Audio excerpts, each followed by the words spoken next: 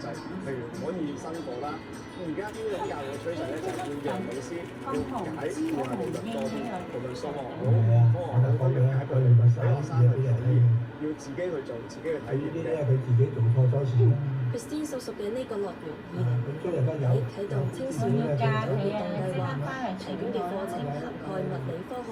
通識同環保等不同主題。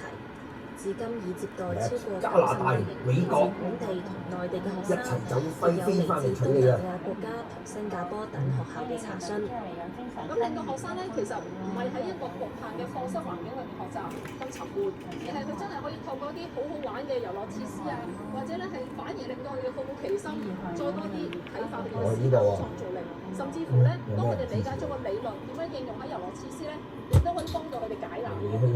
參與 STEM 體驗活動，本地小學生入場費每人接近300蚊。隨住樂園舊年入場人次創新高，喺規劃呢類活動嘅時候，樂園會利用人流較少嘅時間，